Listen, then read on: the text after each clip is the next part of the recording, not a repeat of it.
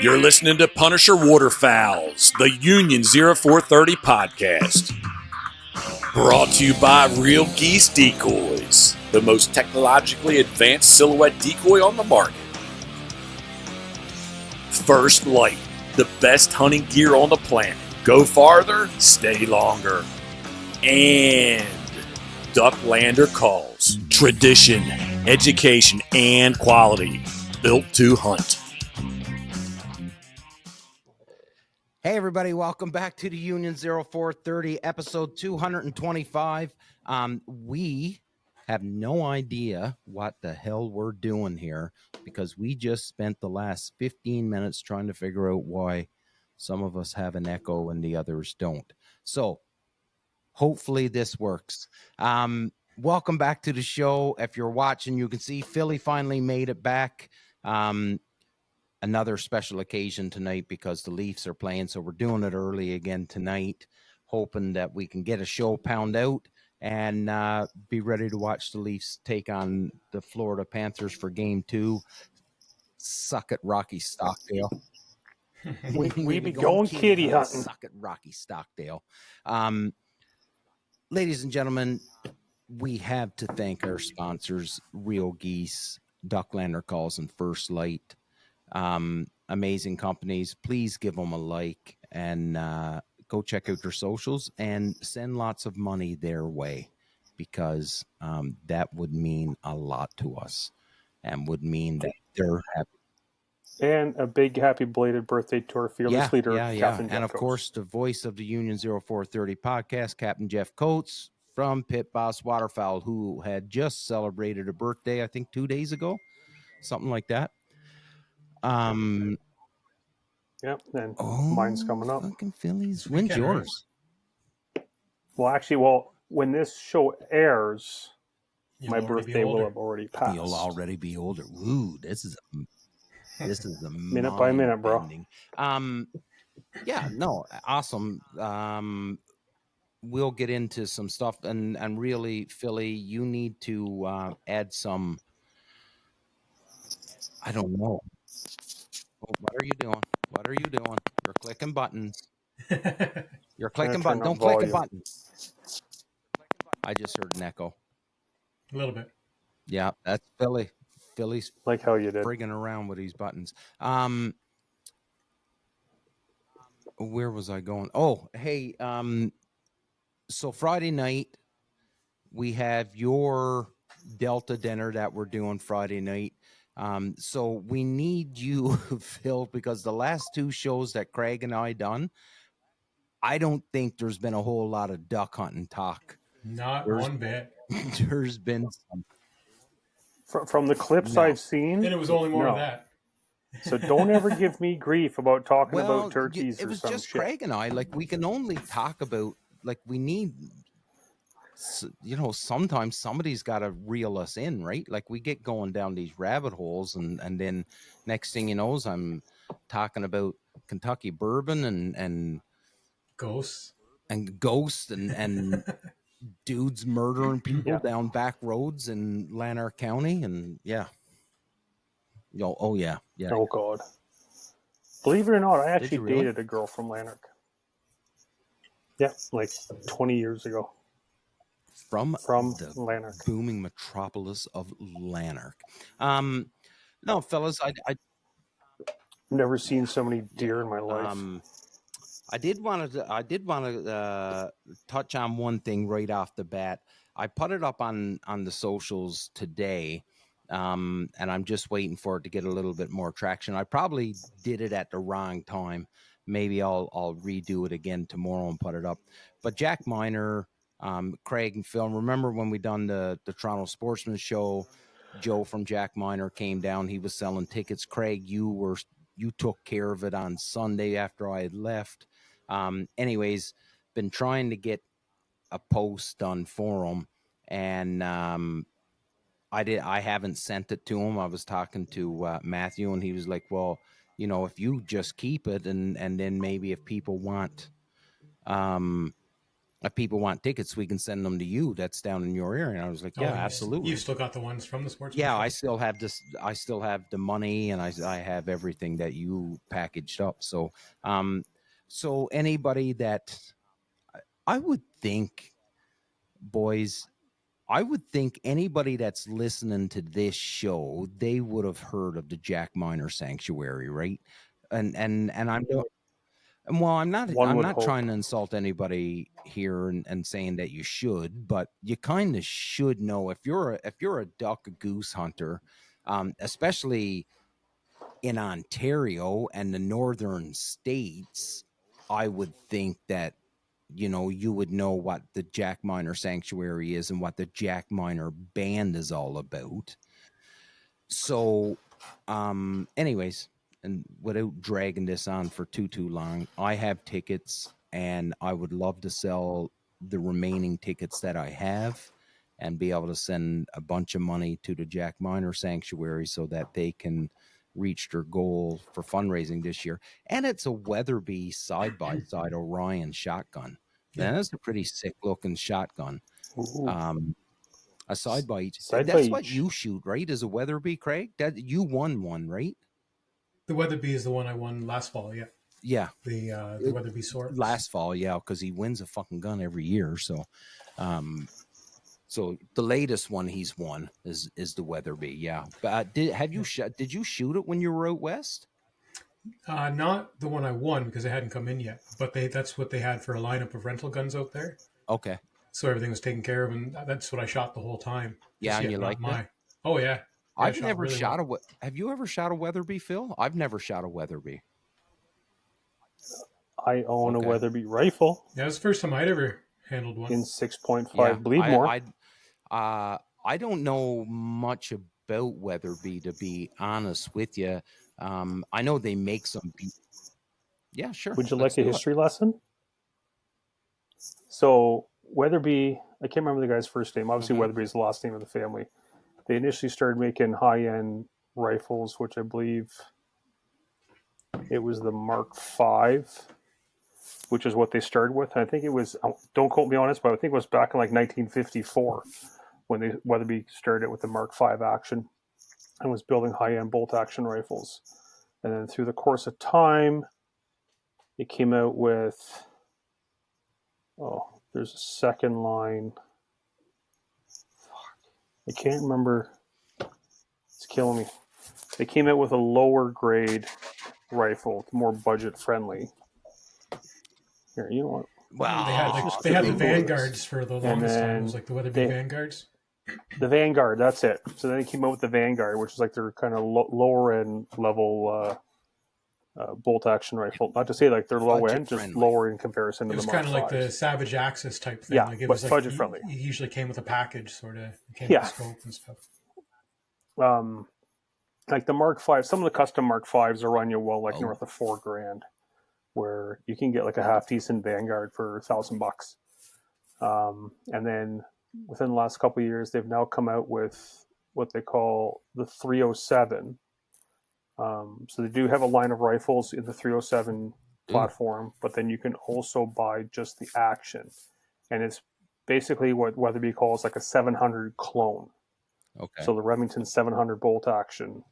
A lot of the parts, parcels, accessories and stuff will bolt up to the 307. So then that's what I actually bought a 307 earlier this year to use for deer in 6.5 Creedmoor. Hate me, whatever. I don't give a shit.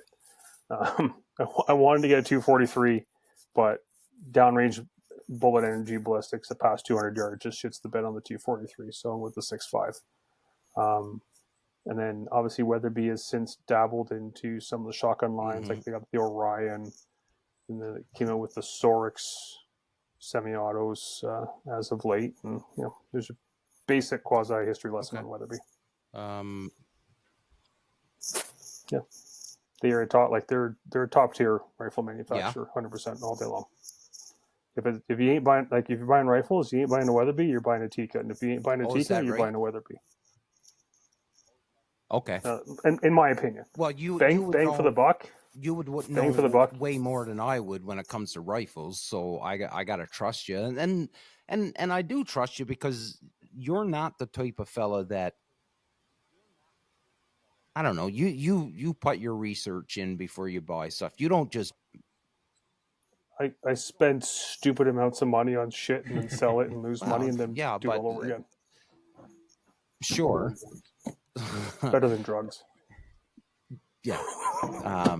But yeah, you are 100% right. Like I will research and shit out of something. Like if it, right, depending on the purchase, and you do know, you do know the brands that work and what don't work, and what has a good reputation and stuff like that. Yeah. So, I appreciate it. I don't like. I know they make some very good shotguns, and I am a firm believer you pay for what you get. So I'm sure there's some things in life that are priced extremely high and they shouldn't be. But when it comes to firearms, I find in most cases, they are priced where they need to be. So if it's an expensive firearm, it's probably a very good one. That's just my. It's a little more representative than some products. Yeah. I've seen a few that were totally out to so lunch. That's just my. Oh yeah, like I've seen some 870 like tactical builds. Yeah, but I've actually seen but some that's, a while that's ago. Not coming from the manufacturer, right? Like that's what other fellas are doing, and adding add-ons and all their cool guy shit, right? Yeah, but it's not no. worth it. No. Like I've seen 870s for north of $3,000 just with all the add-ons. Yeah. Like, what are you smoking and where can I? It reminds me of one guy I used to work with when it was back in the height of like everybody souping up like their neons and shit like that, and all the tuner cars. He was like, end of the day, it's still just a neon. Yeah.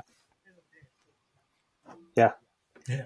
Slapping lipstick on the pig. Was it you that said that the other day? Slapping lipstick on it? Oh no, never mind. That was a political thing. They were talking about the Liberal Party. Anyways, we won't go down that one. But anyways, back on track. No. Jack Miner, they're giving away a beautiful Orion side-by-side from Weatherby. Their goal is to raise enough money to, I think they said 100,000 kids through an online education program about conservation is what the goal is. So a pretty amazing goal and a large number. So if we can help them out, we will. We're big fans of Jack Miner, and the three of us have all got our own little miniature Jack Miner band that we had to get given to it. Well, Billy, you have a Jack Miner, right? Oh, he's reaching. Yeah. But I've got my unstamped or unrolled. But you have one on your lanyard, right? Yeah. I do. Yeah, see? Nice. Right I have one on my lanyard, but it was the one that was given to me. And you rolled it on? Yeah, I did. I rolled it on because I don't care. You can make fun of me all you want. Say that I didn't shoot it, and really it's not going to bother me, but I'll leave it on until the day I get a real Jack Miner, and then I'll put a real one on. But until then, that one's on there and it's staying on there, and you can. I actually hummed and hawed about rolling this one, but I'm like, you know what? I think like just like from the refuge and whatever else, and obviously being a token of appreciation from yourself and whatnot. I think I'm going to leave it flat. Well, I tell you, because this is even more rare than a rolled one. When I rolled mine, it sort of kind of disfigured a little bit, and you know what I mean? So it's on there. I won't pretend that I shot a goose with a Jack Miner on. I'll be very upfront with that, but it's on there until I get a real one. And you know, as they say, they're as rare as hen's teeth. So we'll see. We'll see. Well, it's kind of like the story behind that one. Tarsal, whatever. No, it's tarsal. I don't have I don't have any goose bands at all. I've got duck bands, but Yeah, I no don't have goose any bands No. whatsoever. I got one. I Duck took a band. fella out a couple years ago. He come here. He was a friend of a friend, and he had moved to the area. And a buddy asked me, and he was like, "Hey, I got a buddy that's in your area. He's starting out goose hunting. You know, do you think you could take him in?" I was like, "Yeah, absolutely." So I brought him out here to the house, and not knowing the guy and his abilities and the whole bit, and I said, "Well, I'll try him out for the first time on the quarry, right? A good easy shoot." And he showed up anyways, and he had a call. He wasn't a great caller, but he was okay. But he used to keep his call in his pocket, right?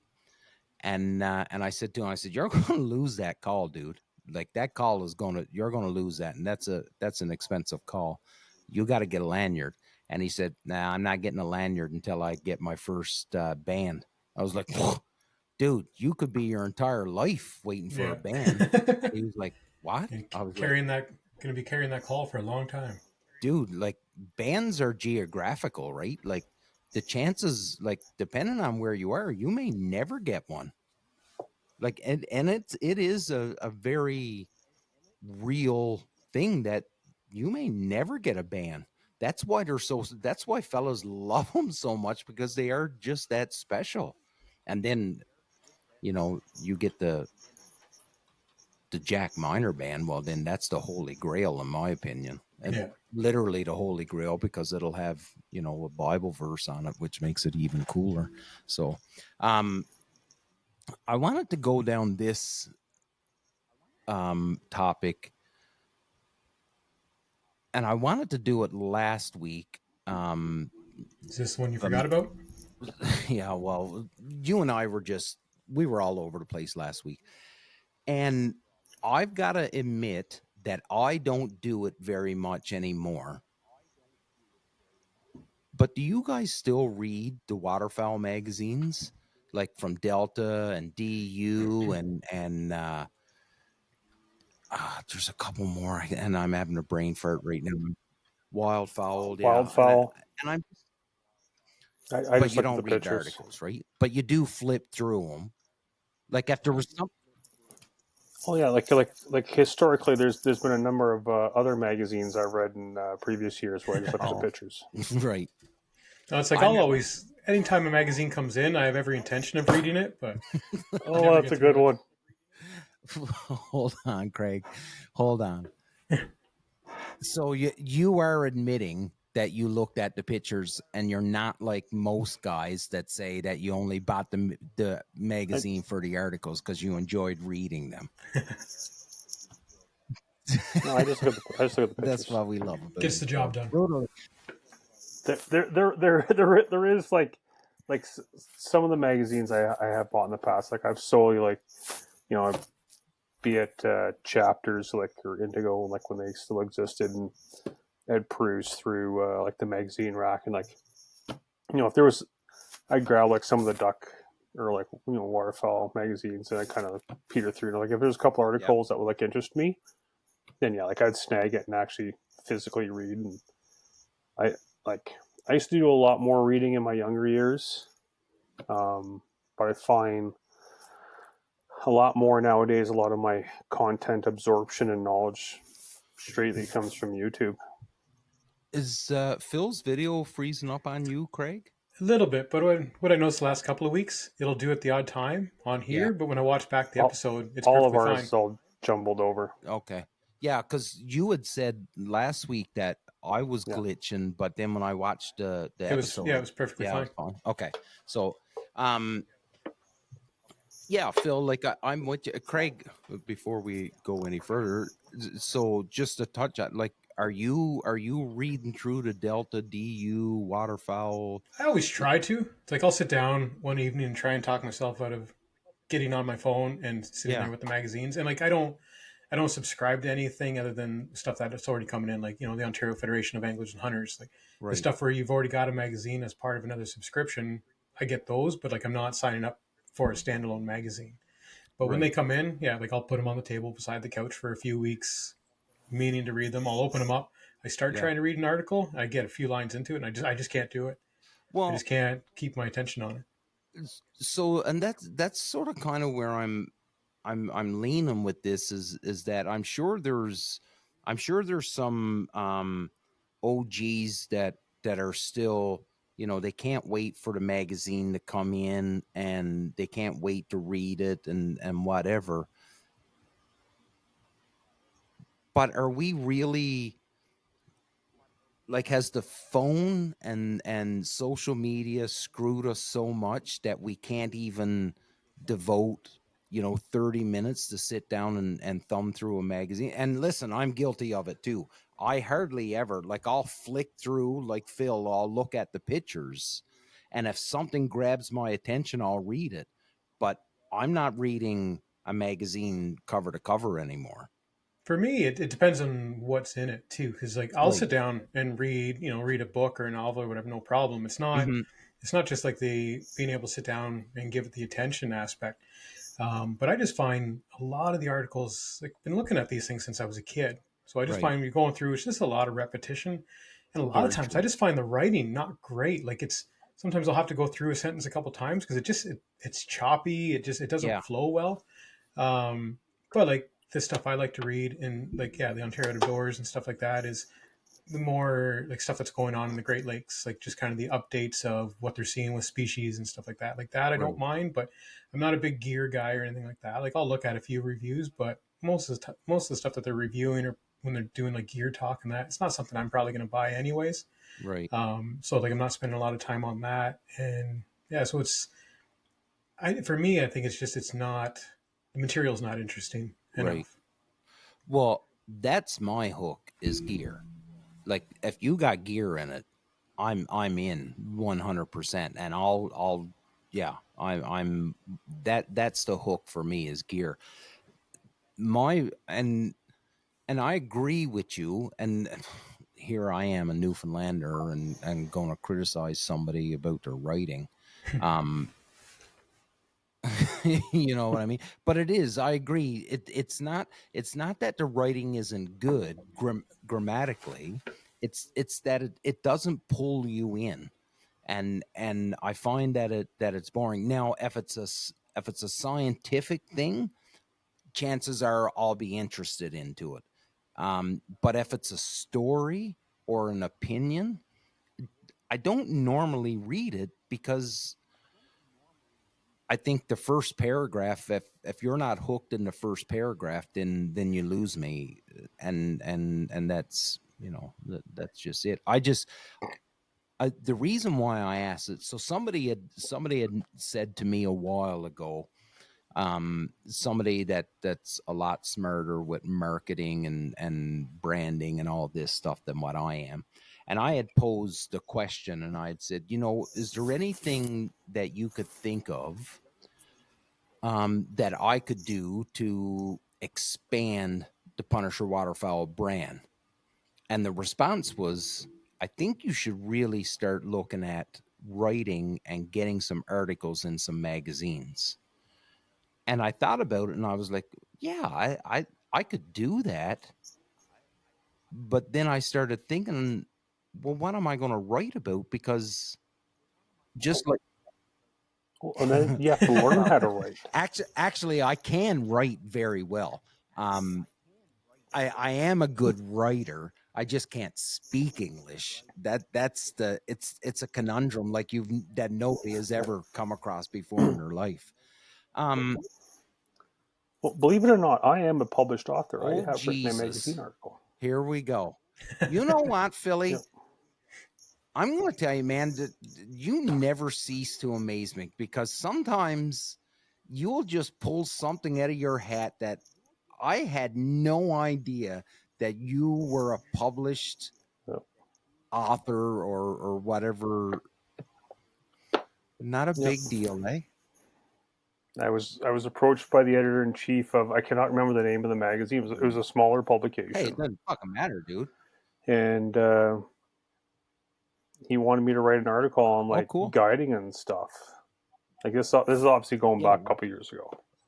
And so I wrote an article, and it was based on the guided hunt that I did with Grant Glover.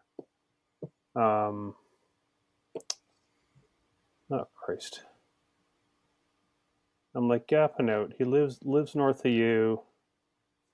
He got into guiding for geese as well for a little bit. I don't know why. Oh, something Valley the Rideau Outfitters. Valley Outfitters or whatever it was. Wouldn't Tom Wood? No, it wasn't Tom. Anyways, not. He works in the Lonnie. gold mines up in Northern Ontario. Yeah. Lonnie, that's it. I was like totally gapping out. Yeah. So I took like Lonnie, Grant, and another buddy there is out on a guided longtail hunt, and I basically focused the written article on that hunt. And some of the photos from that hunt, including Grant holding a stud longtail, was published in that magazine article. Yeah. Excuse me.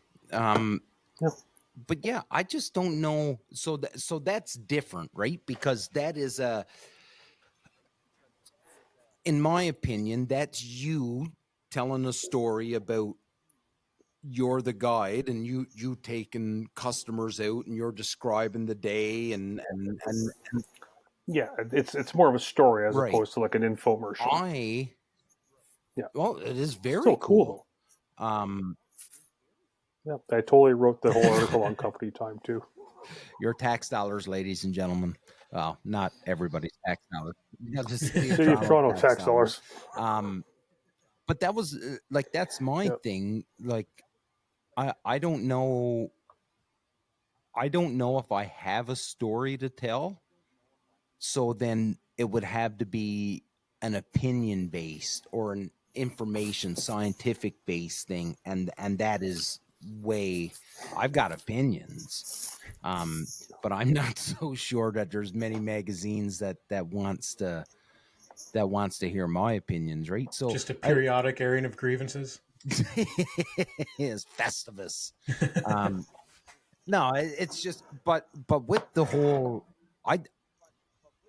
it's weird, right? Because the Punisher Waterfowl brand lives and dies by social media and YouTube and all of that stuff, right?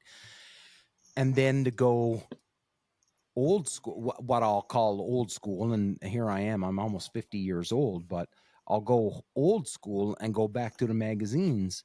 But there must be still enough people that are subscribing to the magazines, because I think that's a very expensive venture to get into.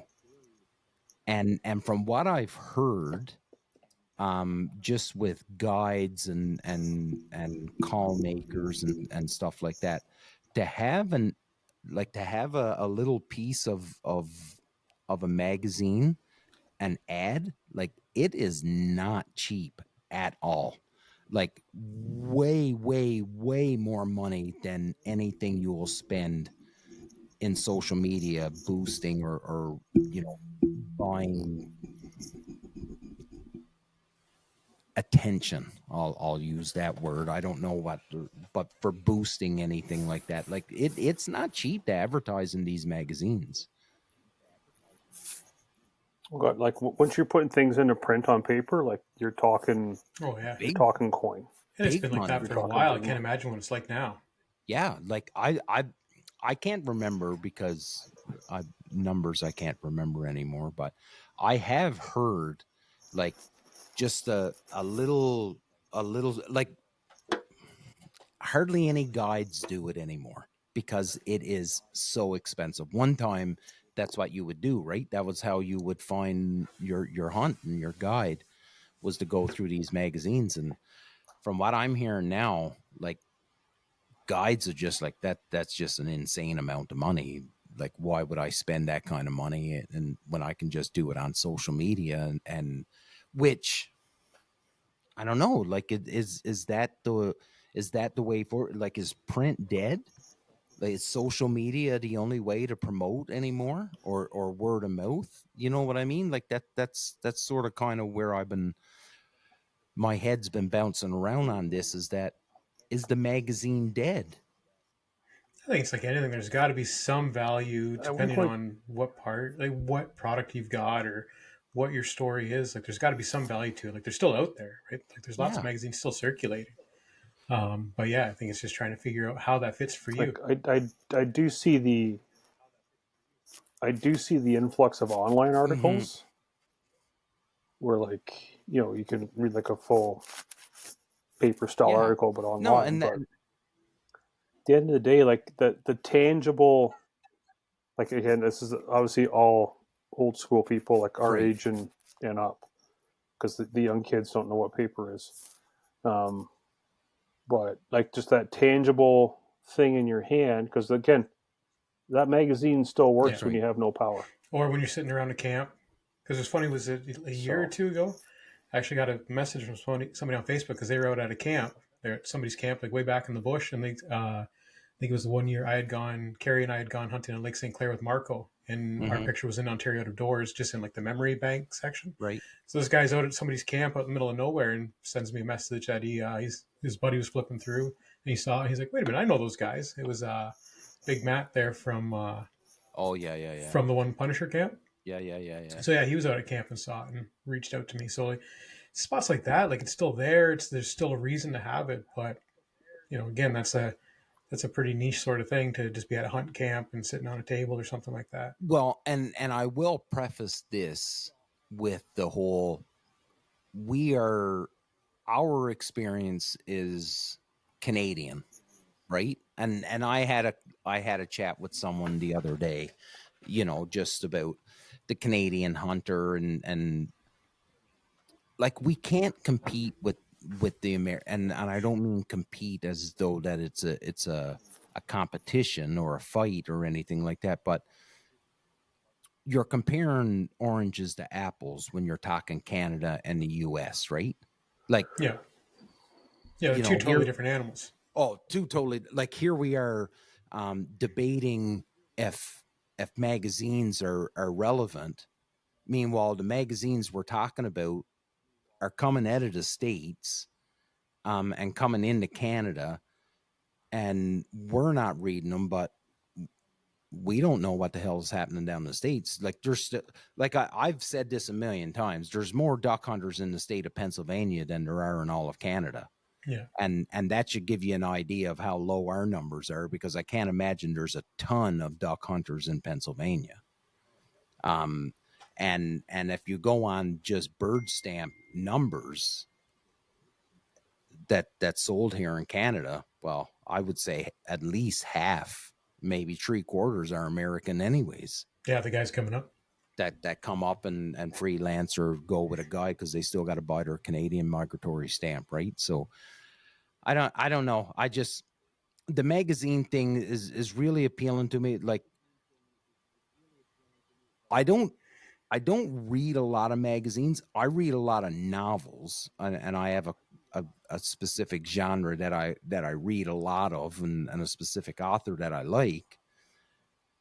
But I don't read magazines, and it's not that I'm anti-reading or I never read. It's just, yeah, like you were saying, Craig, like there's really not a lot that grabs my attention when it comes to these magazines. It seems like it's always the same thing. And the stuff that's going to grab your attention, you've probably already looked up online because you didn't have to wait a month or a couple of months for the magazine to come in. Yeah, but and then where I was sort of kind of going with who I read and stuff, and it'll touch on Phil's point where Phil said, well, you don't need to have the power if you have a magazine, right? I never read an online article. Like, I am a fan of having a book in my hand or the magazine in my hand. Like, I can read a little small blurb or something like that, but I'm not reading anything long on my phone because it drives me bananas to try and read something on my phone. So I'd much rather have a hard copy in my hand. And yeah, I think when I've went away, like even on flights, for anybody that's listening that's very young, there was a time when you could not get Wi-Fi on a plane, and so you literally just sat on the plane and just tried to sleep or stare out the friggin' window and try and figure out if you knew where you were. So I would always take magazines then on a plane, but how often are you on a plane? Yeah, I do the same if we're traveling, like if we're going camping or you taking a flight somewhere. Like I've always thrown magazines or books in to take with me, but then they usually stay there. Like you always have good intentions of using them, but you don't. Yeah, but it's again, like if the power goes or if you have nothing to do, well then you still have the option to pull out your magazine. Like Philly, you do now. I call what Philly does glamping, because I used to glamp as well. What like you go down to your trailer every weekend, right? Like you guys, there's a friggin' community of all you city slickers that all fucking head to your RVs on the weekend. I'm guessing there is no difference with regards to amenities at your trailer park as it is to your house. I've got a wicked 4-burner Blackstone up there. And you don't have that at the house. Ooh. You know what? But buddy, like I go up to the trailer, I shut her down. That's it. And I bet you, hey, listen, if any guys or girls, if you've got this going right now and it's on blast and everybody around you can hear this, Philly, how hard was it for you to convince Dana to hand over the money for you to buy that thing because it was for the trailer? It was, yeah. What, for the Blackstone? It would have been. Exactly. Oh, but it was all her. But you know what? So we had a smaller one, which we had for a couple years, which I'm pretty sure I actually bought Dana as like a birthday gift. Homer with the bowling ball. Because that's what she wanted. Oh, buddy, 100%. She wanted a Blackstone. Yeah. I'm like, are you for real? She's like, yes. So I legit bought her a Blackstone. Right. And it was a smaller one, like a 2-burner. Okay. And it served its purpose. But we've got a number of close friends at the trailer, and like we do big breakfasts every Saturday morning. Like there's 15 of us. Sick. Oh yeah. So like my neighbor Mark and Karen, they've got like a big 4-burner. The people we actually bought our trailer from are now back in the park. And they bought a big 4-burner Costco exclusive Blackstone like last year. That's a big dick waving. And we're like, we need a fucking bigger stone. So can't be outdone. No, this is trailer park politics right now. Yeah. So we sold our smaller Blackstone to my parents and then bought like the big jumbo 4-burner from Costco, which was sitting in my garage all freaking winter taking up space. So I took it to the trailer this past weekend, got it assembled, got it seasoned, and like we are rolling coal now. Wicked. So back to my, the thought process with these magazines and stuff. Like when you're going camping, Vice, when Craig goes camping, he shoves a bunch of books and magazines in a backpack in case he has some downtime. When he's sitting around the fire, he can read a magazine. I'm guessing when you're at your spot where you're camping, you just take the remote and turn the TV on or something, right? No, buddy, I'm sitting like I'm cutting the grass. I'm going out doing golf cart rides. Yeah, we have like that's grass ridiculous. On a lot. It's like I'm not spending my weekend to go somewhere to cut more grass. Yeah, it ain't a very big lot. Trust me, I can get her done in about 3 minutes. But yeah, cut my grass, sit around in the lawn chair all day, and just crush silver bullets. I go That's for what I was going to ask you. You have a golf cart, right? That you're able to. Oh shit! Yeah, So you got buddy, sweet walking ass rims on it, or what?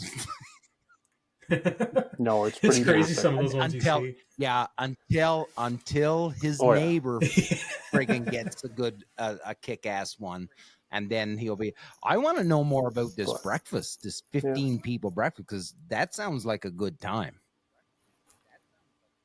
Oh, buddy, we're getting like 2 and 3 different kinds of bacon going, 2 different types of sausage. We're I'm getting not- pea meal. We're getting like shredded hash browns, hash brown patties. I gotta stop you for a second. We'll come back to this. So yeah, we'll circle back. Circle back. For the life of me, I have never known what Canadian bacon is. I just did not know what Canadian bacon is. And somebody did a thing on, I seen it on Facebook or on Tickety Talk, whatever. Canadian bacon is ham. That's what they told. That's what they said. It's just ham. It's the difference in it. So it's like, because a lot of times people think of like they'll be thinking of pea meal. Yeah, but which, this guy but said it's totally different. It's it's a difference in preparation. Yeah, so the thing that I read was that Canadian bacon is ham. Now, if you add, whatever it is that makes it pea meal, well, then that's a different thing. That's pea meal bacon. It's prepared totally different. So back bacon it's smoked and cured, whereas the pea meal, which is it's cornmeal that's on it. It's just a pickled, like it's a I don't product. like pea meal. It's a totally bacon. different thing. So Canadian bacon is not just ham. It's smoked. There's a little bit more to it. Okay. Yep. Anyways, sorry, Philly. I had to get that in there because I'm still trying to figure out what Canadian bacon is. So 15 people, breakfast, bunch of different types of bacon.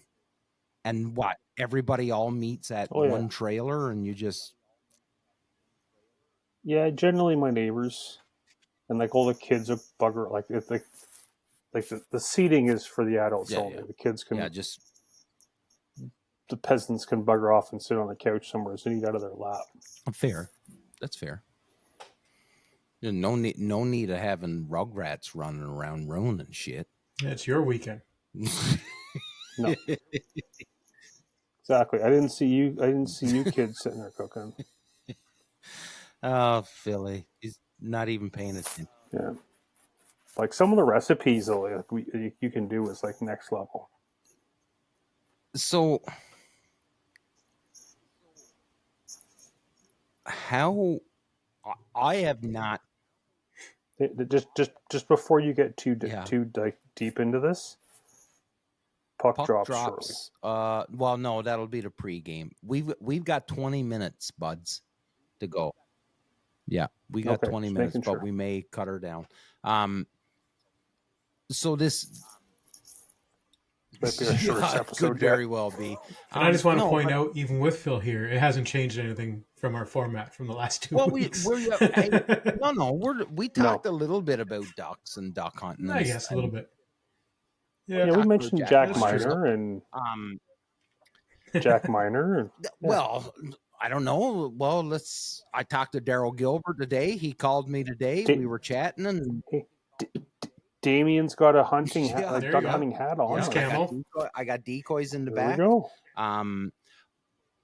I am trying, and I sent the video to you guys. I am really trying to create some better content for social media.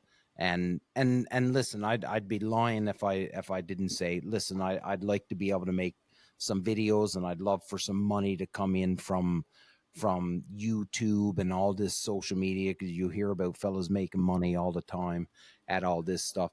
And I'm making videos, and I'll put it out to everybody that's listening, the millions and millions of fans. If I put a video out or a post, and if it doesn't look good or it doesn't sound good or anything like that, you are not going to upset me if you say, hey, listen, maybe you should do this. Maybe you should look at this angle or things.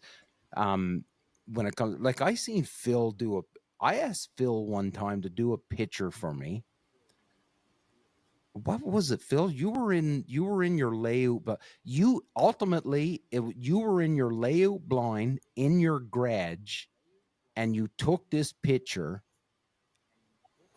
and I was like, Oh yeah, that's it's on my best Instagram. picture I have ever friggin' seen. And it was just, you obviously, angles and, lighting and Photoshop and all that stuff. No Nope, Photoshop. no Photoshop. Lightroom. Okay. Lightroom. I'll bring it up here for visual. But, presence. I'm trying to do, I don't know. I'm just trying to make some better content and I think that's one of the things when it comes to social media, and you're trying to build a brand within this industry, within any industry, within anything you do. I think you have to pick your theme, your genre. Yeah, there it is. Oh yeah, I remember that one. Yeah. And it was such a sick picture. And I was like, dude, that is awesome. And he was like, yeah, that was done in my garage. And I was like, fucking wicked. Yeah, done on my garage floor. But I think instead of trying, and this is what I have to do now, right? I have to talk myself before I do a post. And today I made a mistake. I made 2 posts today in one day when I should have. Well, don't flood the market. I'm not. Obviously the Punisher Waterfowl social media page isn't thousands and thousands of people. I don't think I've got 4,000 followers, right? So so I just had to be consistent. So once a day, put up a video, put up a post or whatever. Some people only do it once a week. But I think they have better content, and they have the followers that make it, make sense for them. I'm still trying to build the followers, and I think that's what the algorithm wants. Algorithms suck. Like when was my last post? The sportsman show. March 16th was the last thing I uploaded on Instagram. You're not really a brand that you're, like you try to sell yourself and your skills. Yeah, like it's not like I'm paying for followers and I'm trying to be a fake or a fraud or because something. Like I'm not paying for legit. fucking nothing. I don't have to pay for. And actually, Craig and I had chatted about this because we had been talking about a few people that we kind of follow, and I had said, well, man, I was like, what's going on? I was like, that's crazy, and we come to find out, well, there's a lot of bots. Yeah, like I don't have this big fake persona. It's like because what we were talking about is if you go to anybody's fault, like if you go to a page, click on their followers, and it's like most of it's just those fake accounts, and it's like I don't get a lot of them, but anytime I check my notifications, it's like you see the new followers. You go in, you might have 1 or 2 guys that have followed from on here or something, but the rest are all just the fake female accounts that you're just going on. I get them. Yeah, it's some cute chick in a bikini with this seems legit. My wife laughs at me every time. Like I'll get a friend request or something, and it'll be like this beautiful 21-year-old, and I'll be like, "Not today, ISIS." Every time she laughs every time. She was like, "It's probably not ISIS," and I was like, "No, it probably is ISIS." And I was like, "Safe to assume that it is." Nothing bad's going to happen if you assume it is. That's right. But I know I have bots on or these fake accounts. I have them that follow me too, but I don't. I think what happens for the ones that you have, if you don't follow them, I think they go away. I think they eventually just disappear, they just disappear. Right? But if you follow them, then they stay. Like I think, if I'm not mistaken, I think actually someone I know and I've spoken to, Instagram, I think once in a while goes through and does, for lack of a better really? word, a cleanse. I could see that. Yeah. It's like I try to report as many of my as I can, or at least block I them, do so too. that just to try and clean stuff up. Well, I keep them on. I need all the attention I can Well, get. I tell you, I get a lot of,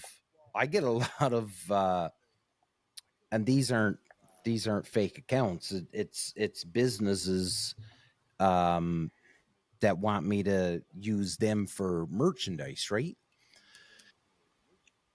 Or like Damascus knife makers. Oh, the Damascus knife, like Such good prices. oh, man, yeah, so good, so good.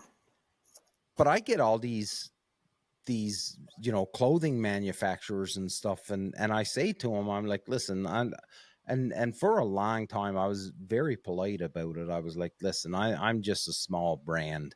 I probably wouldn't even hit your minimum order quantity. And now they seem like they're very aggressive. Like I've blocked a dude, and then he created another account, come in and said, fuck you, I can't believe you blocked me. And I'm like, I told you I didn't want to use your services, and you just won't leave me the fuck alone, so I blocked you. They're getting pretty aggressive. That is, It just adds to the legitimacy, right? It's like that they're willing to create another fake account.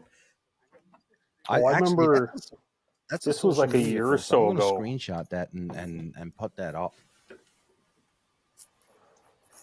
Yeah, it was like a year or so ago. I had like some like random dudes approach me wanting to like promote like their like lifestyle brand duck swag stuff, and I kind of like entertained it for a fraction of a second. I'm like I don't know, dude. Like I got enough on my plate, whatever. And like I don't know how the hell this happened, but somehow I think like I accidentally followed their account and then unfollowed. I don't know how this happened. Like I had no thoughts of ever following and this and that, because like these guys were like almost acting on like a second party, like they're doing this for their friend. I'm like, well, why isn't your friend who's running this show here talking to me? Like, what's the deal?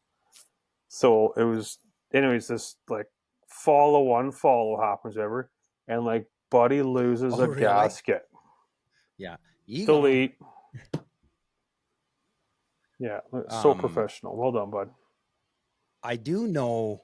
I can remember like when Dave Palmer was still part of Punisher, he had some sort of app or some sort of friggin' way he could go on to Instagram accounts and he could put in the Instagram profile, and it would tell you how many robots and that's real accounts, fake accounts, when they bought I remember followers. you saying something about that too, Phil. Because what was going on is that we were putting out all this content and listen, we've got some great sponsors who share our stuff, and it didn't make sense to me that we weren't growing as fast as I thought we should be. And then Dave said, well, yeah, but they're probably buying. I was like, no. Well, I was like, they're not doing that. Like nobody, like douchebags do that. Like nobody is doing that. And he showed me, and like we picked a couple accounts, and it was 100. Well, we know one in particular for sure. We know one in particular. But it shows the growth overnight. Like you'll see like odd number, like you grew by 6 followers today, you grew by 4 tomorrow, you grew by 1,000 fully last organically night. Yeah, you grew by 5,000 this other night. Paid for. Wow. You're a fake and a fraud. But then, and with that, folks, Leaf and with game's that, coming. you're right, Philly. We're 7 minutes away from an hour, and you know what? And I still got to take a leak and grab a beer and go to my neighbors. Do a quick around the table. Craig, to you first, just because Philly hasn't been here for a couple. I got nothing. I'm getting off here and going to try and find some turkeys. Save the best for last. Just try and find some more turkeys. It's been quiet. Oh shit! Yeah, right. Oh yeah, turkey season's on the go. Philly, to you. Yeah, I'm gonna do the same thing. I shit the bed this morning on turkeys, and I'm gonna hopefully seek redemption tomorrow, and smash a bird. And just remember, kids, don't be a fake and a fraud. Don't pay for followers. There you go. Be legit. Ladies and gentlemen, this drugs. is episode 225 of the Union 0430 podcast. We will never pretend to be someone we're not. Just a bunch of friends that love hanging out, chatting. We wouldn't even know how chat to about everything besides duck hunting, apparently, for the last couple of weeks. Big love. Go Leafs, go. Until next time.